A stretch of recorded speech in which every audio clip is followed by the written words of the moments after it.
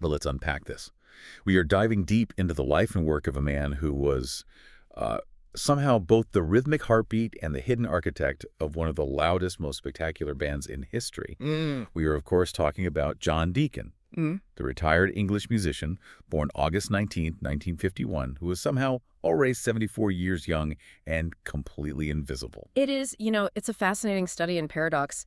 Deacon, known by the band as Diax or Deacy, was the silent, steady anchor of Queen. Right.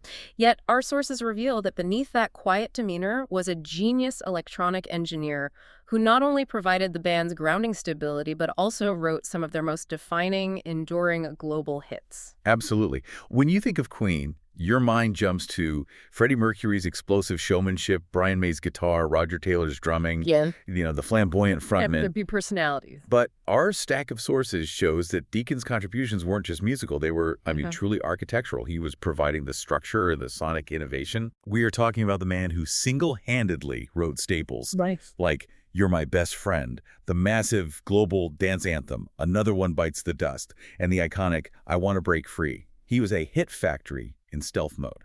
And that's exactly the mission of this deep dive for you, the listener. For anyone who only associates Queen with spectacle and, maximalism, this is a shortcut to understanding the foundation, the technical and compositional grounding that allowed that spectacle to even exist. We are going to reveal how Deacon provided both the harmonic stability and the inventive, custom-built sound sculpting that really defined Queen. And we have a fantastic stack of sources for this, spanning his life from his origins in Oadby, Leicestershire, all the way through to his remarkably intentional and absolute retirement back in 1997. The full story. I'm genuinely intrigued to dig into the technical side of the Invisible Man because it's so rare in rock music. How did that background in electrical engineering translate directly into Queen's sound? Well, this is where it gets really interesting because the technical background actually comes before the musical career. Right. And it informs everything that came after. His whole approach to the bass was fundamentally different because he saw sound as circuit architecture first and performance second. Let's start at the very beginning then. Section 1, the foundation. John Richard Deacon was born on a Sunday, August 19th, 1951, at St. Francis Private Hospital in Leicester. Right, and we get some necessary family context from the sources. His father, Arthur Henry, worked at Norwich Union in the insurance industry. A stable background. A very stable background.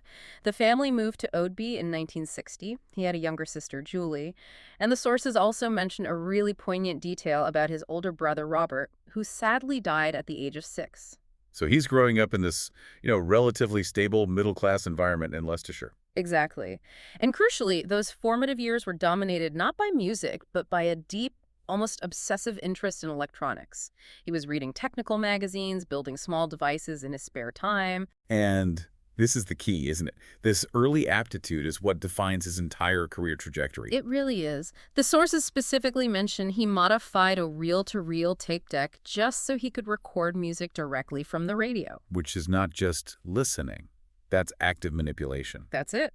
He wasn't satisfied with how the sound was being captured, so he took the equipment apart and rewired it to meet his own technical needs. That's a crucial nugget. It shows an innate drive to understand not just music, but the physics of music, the circuits, the impedance, the amplification. That technical mindset was fully formed long before he ever auditioned for Queen. And we should emphasize, he wasn't just a garage tinker. This guy was an academic powerhouse. Oh, completely. He went to Linden Junior School, Gartree High School, Beauchamp Grammar School, and he achieved 8 GCE O-level and 3 A-level passes. And the sources specify he got a grade A in all of them. Which, for anyone unfamiliar with the UK system, that is top-tier academic rigor.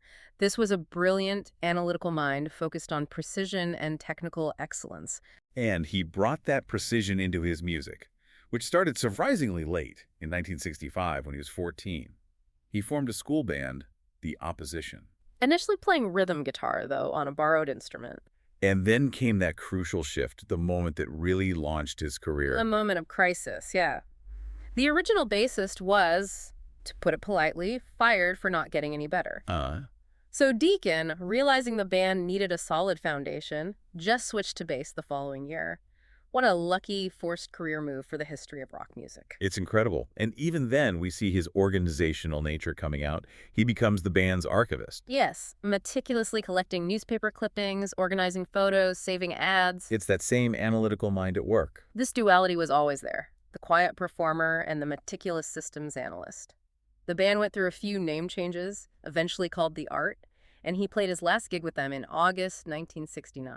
And that set the stage for the next highly academic chapter. The London move. Driven entirely by education at first, he left the band to pursue a degree in electrical engineering at Chelsea College, which is now part of King's College London. And true to form, he didn't just get the degree. He achieved a first-class honors degree in 1971. That's a mastery of his field. Circuit design, power systems, amplification, all knowledge he would later apply to devastating effect in the studio. So while he was buried in complex circuits and labs, was the music completely gone? Not at all. The sources confirm his musical interests were still very much alive, particularly his enjoyment of soul music.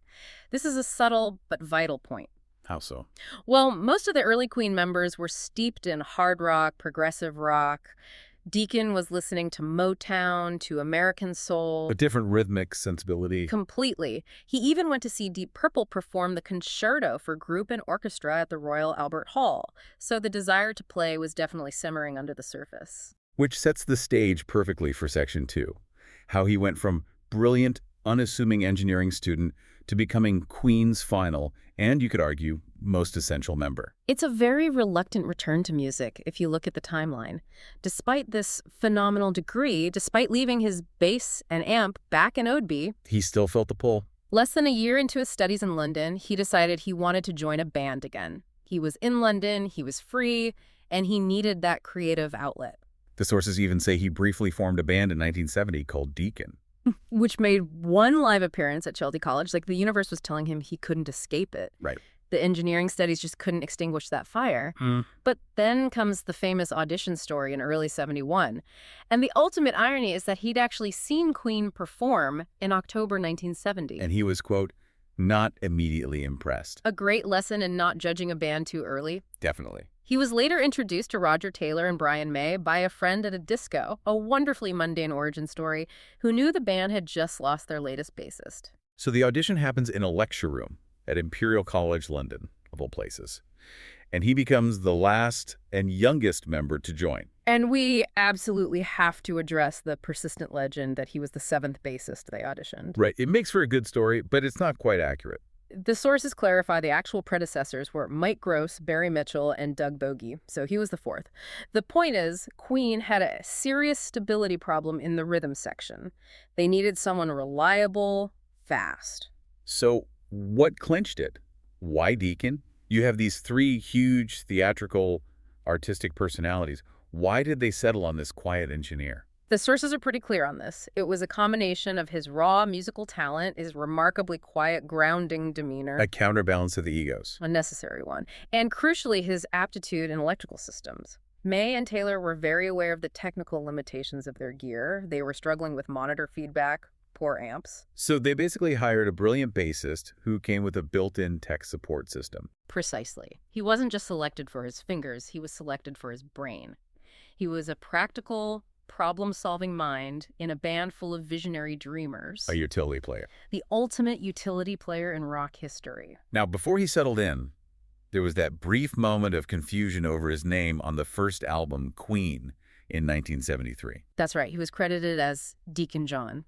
And the explanation from management is just hilarious in retrospect. They said it sounded more interesting. Wow. It just highlights the early disconnect between Deacon's grounded personality and the management trying to create a theatrical rock identity for everyone. And how did he react to that? He put a stop to it, quietly but firmly. He requested to be credited under his real name, John Deacon, from Queen II onwards. It's an early assertion of his preference for reality over gimmickry. So he's a full member, but writing songs was a challenge with those heavyweights.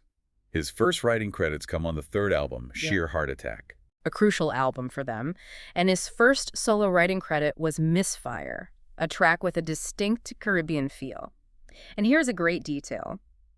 On Misfire, he played almost all the guitar parts himself. Showcasing his skills beyond the bass right away. And he also co-wrote the seminal thrash precursor track, Stone Cold Crazy, with the rest of the band. And there's another technical nugget from that period that often gets overlooked, showing his immediate importance as that technical safety net. Yes, he played guide guitar parts on Sheer Heart Attack because Brian May was hospitalized with hepatitis when recording began. So Queen couldn't just stop. Nope. Deacon stepped in, used his engineering knowledge to get the right tones, and filled the gap. From the very beginning, his multi-instrumental skills and engineering background were critical for keeping Queen functional. He was indispensable. Which moves us into section 3. The engineer finds his role, but his ability to write pop classics cements his importance. The hitmaker. His breakthrough comes surprisingly early with You're My Best Friend on a Night at the Opera. That track is quintessential Deacon. It's clean, melodic, deeply romantic, perfectly structured. The sources confirm it was written for his fiancée, Veronica. And it became an international hit. It showed he could provide the necessary 3-minute pop grounding to their operatic epics. And his songwriting philosophy was consistent.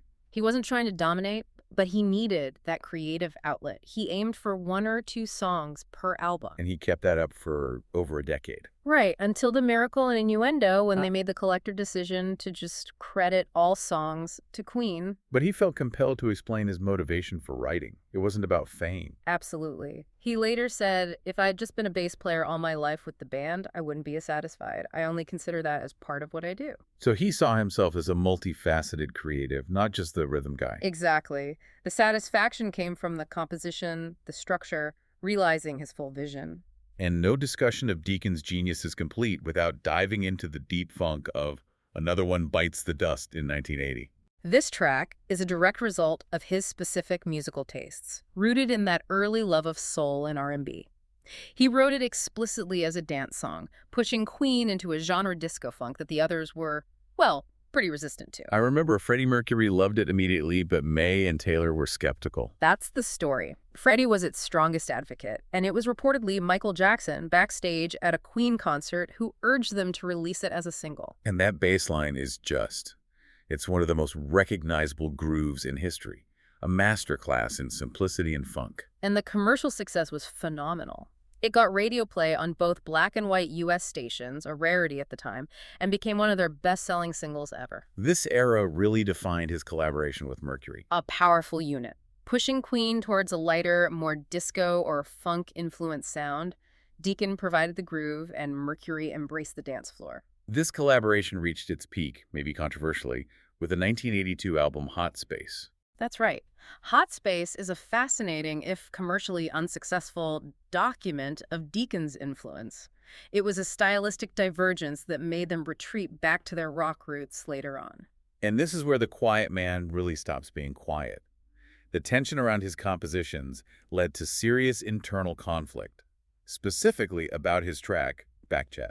This detail is crucial. It was an acrimonious argument, specifically with Brian May, because Deacon was aiming for a very specific, non-rock, Motown-influenced sound. He played rhythm guitar on Staying Power, but on Backchat, he insisted on complete control. That's the key friction point. He insisted on playing the guitar parts himself, and specifically not allowing May to play a guitar solo because, as he argued, May's signature style wouldn't fit the funk aesthetic. That's an incredible level of artistic authority from the usually silent member. It was fierce. It shows how seriously he took his compositions. When he had a clear technical or stylistic vision, he was absolutely unyielding. It's remarkable. Quiet until precision and integrity were on the line. Let's list his other key singles. We have I Want to Break Free, from The Works, of course, famous for its video. And his crucial co-written hits, Under Pressure, with Bowie and the band, Friends Will Be Friends, One Vision, and Pain Is So Close to Pleasure, co-written with Mercury. He was consistently supplying that commercial melodic glue. And beyond Queen, he was also active in session work in the mid-'80s. He wasn't just in a bubble. Right. He performed on Picking Up Sounds by Man Friday and Jive Jr., a kind of rock supergroup with members of Thin Lizzy and Bad Company. He also played on the theme for a forgotten movie, Biggles, Adventures in Time. And his reputation stretched into the highest tiers of pop. Yes, he was a trusted player. He worked with Elton John, with Hot Chocolate's Errol Brown, and significantly, he played bass on Freddie's powerful single with Montserrat Caballé, How Can I Go On? Which brings us to section 4, his core identity. his musical style, and the technical legacy of the Deacy Amp. The sources call him one of his rock generation's most able musicians. That's high praise. From a 1975 Circus magazine review. He was praised for his technique, his ability to hold the rhythm despite the chaos around him. What defined that technique? Primarily playing with his fingers, not a plectrum. That gives a warmer, more rounded, percussive tone, perfect for funk and soul. But the real trademark was his bass runs. Can you unpack that for the listener? Certainly. Most rock bassists lock down the root notes. Deacon, influenced by players like Chris Squire and John Entwistle, often allowed his bass line to act as a counter-melody. So it wasn't just rhythm, it was harmony. Exactly. His bass was actively harmonizing with the melody. That's what made Queen's sound feel so uniquely full, like there were 5 musicians, not 4. And his influences reflect that synthesis. Chic, Michael Jackson, Stevie Wonder. But also the complexity of Chris Squire from Yes, and the power of John Entwistle from The Who. That's his approach in a nutshell. The rhythmic precision of soul married to the harmonic ambition of progressive rock. We have to stress his studio contribution went far beyond 4 strings. He was Queen's secret multi-instrumentalist. He really was. Guitar, keyboards, piano, when the band needed it. That famous, clean, single-coil Telecaster sound on Hot Space, that was Deacon. He also played the Wurlitzer electric piano on You're My Best Friend. We do need one small clarification, though. Yes. In the Spread Your Wings video, you see Deacon playing the grand piano. But the sources confirm Freddie played it on the actual recording. His role was always support, filling the gaps. Precisely. Now for the crucial aha moment. The definitive link between his first-class honors degree and Queen's sound, the Deacy Amp. This is the pinnacle of the John Deacon technical legacy. This homemade amp, built in 1972 from pieces of electronic equipment he literally salvaged from a skip. From a dumpster. It sounds like junk, but its importance is gargantuan.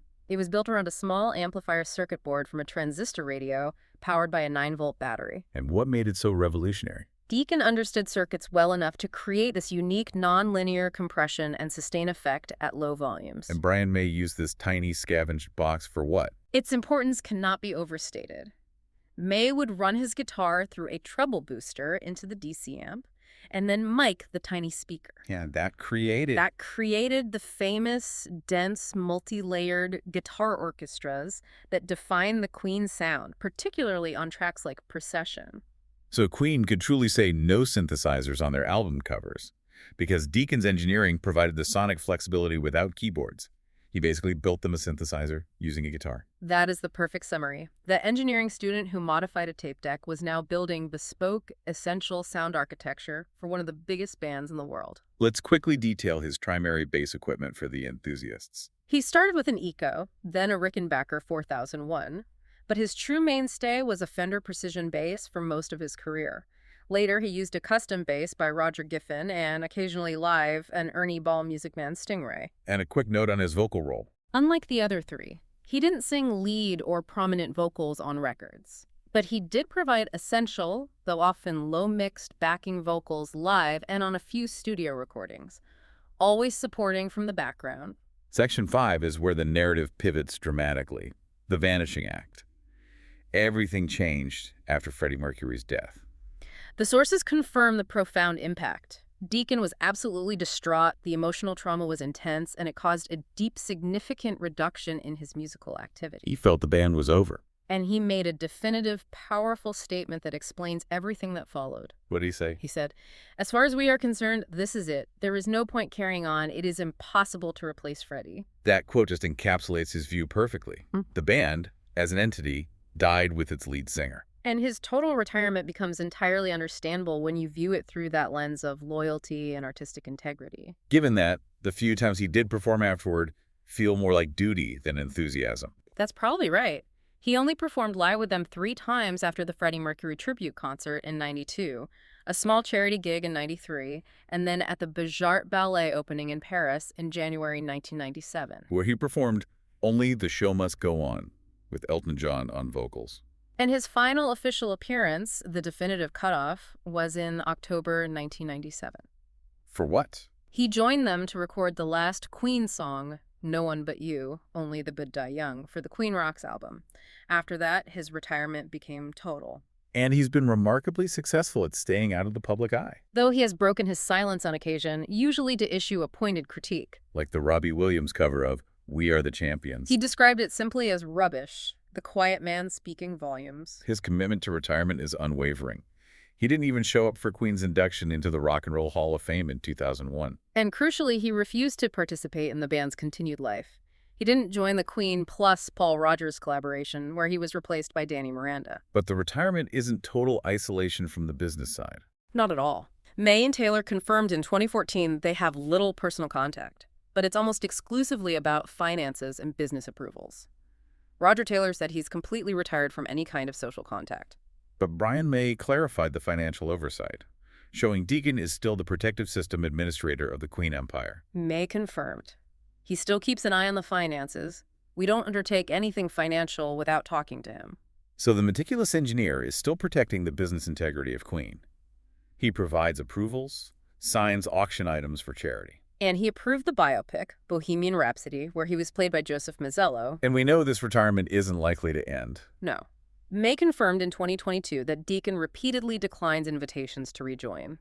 He explained it would be incredibly difficult for him to return to the modern live world. Before we move on, we have to mention the lasting tributes. He was inducted into the Rock and Roll Hall of Fame and the Songwriters Hall of Fame. But perhaps the most delightful and surprising honor connects back to his scientific background.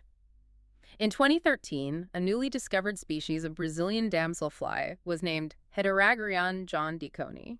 Only John Deacon could have a career defined by silence and an honorary legacy defined by a delicate, newly discovered insect.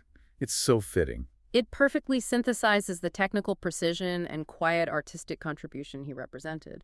Let's use Section 6 to wrap up with some personal details and a deeper look at his discography. The recurring theme is always the quiet man. Absolutely. The rest of the band found him to be the essential element of balance. The sources confirm he barely spoke in rehearsals and avoided arguments, The grounding center. both rhythmically and temperamentally. And his personal life is remarkably stable.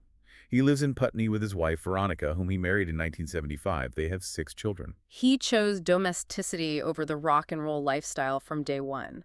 And this focus on family leads to a brilliant, critical anecdote about the band's business history. Yes, the Trident anecdote. Let's really pause here on the human element. Right. Queen's original management, Trident, was financially stifling them. And one of the reasons Queen eventually split from them, a massive business decision, was precipitated by a remarkably mundane personal slight. They refused to lend John Deacon money for a deposit on a house. Exactly.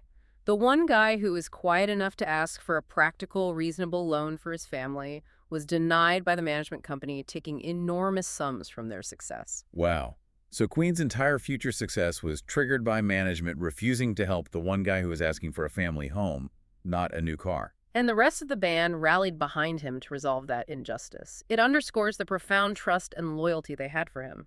In terms of financial success, his retirement is extremely comfortable. The 2019 Sunday Times Rich List reported his net worth at a staggering £130 million. There was one small legal blip, a 1985 drink driving ban. A very minor note in a career defined by stability. Finally, let's revisit the discography nuggets. Beyond the massive singles, he consistently contributed meaningful tracks to every major release. His consistent presence is vital.